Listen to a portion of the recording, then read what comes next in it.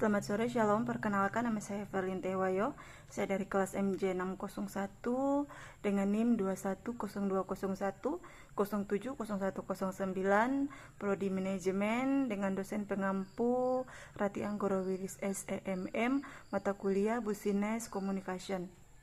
Di saat ini saya ingin mempresentasikan hasil observasi, laporan hasil observasi di mana ini merupakan tugas yang nanti diambil untuk nilai ujian akhir semester.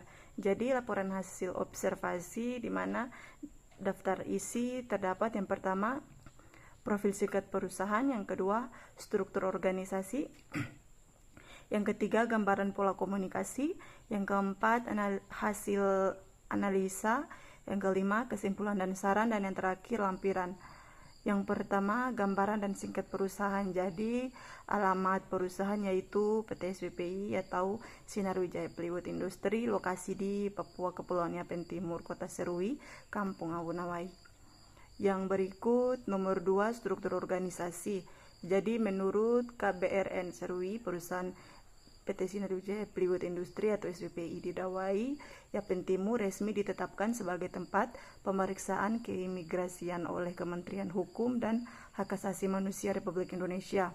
Kepala Kantor Keimigrasian kelas 2 TPI, baik Edi Firian, menjelaskan bahwa sesuai dengan aturan pelabuhan, setiap aktivitas ekspor bongkar maupun barang dan orang yang harus memiliki izin legalitas untuk melakukan pemeriksaan keimigrasian. Jadi karena perusahaan tersebut melakukan kegiatan ekspor barang, kunjungan orang asing, dan aktivitas kapal, pada dasarnya harus memiliki izin sehingga memudahkan pihak pelabuhan dan karantina melakukan pemeriksaan terhadap aktivitas bongkar muatan di pelabuhan tersebut. Jadi yang ketiga terdapat gambaran pola komunikasi, di mana gambaran pola komunikasi tersebut merupakan sistem pengiriman pesan dari komunikator, maksudnya untuk mengubah perilaku, sikap maupun pendapat untuk pola yang dia lihat dari bagaimana informasi disampaikan ke seluruh bagian organisasi dan bagaimana informasi diterima dari seluruh bagian organisasi.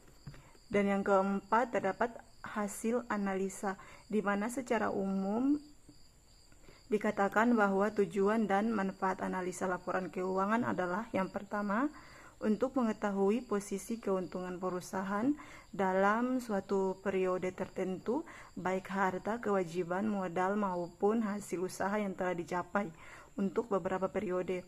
Yang kedua, untuk mengetahui kelemahan apa saja yang terjadi, laporan keuangan harus dianalisis dengan mencakup beberapa faktor utama, diantaranya laporan laba rugi, dalam kurung gambar kenaikan dan keuntungan.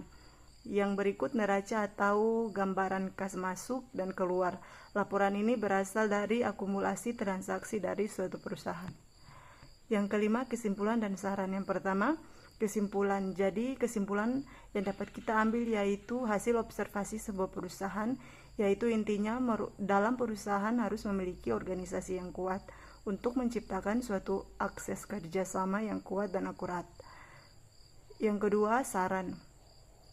Yang dimaksud dengan saran tersebut adalah dari situ kita dapat mengambil saran bahwa dalam suatu perusahaan perlu adanya komunikasi dan organisasi yang harus diterapkan, baik itu komunikasi antar atasan maupun komunikasi antar bawahan.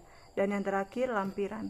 Di lampiran ini kita dapat melihat beberapa profil perusahaan dan contohnya yang tertera pada dua profil perusahaan tersebut.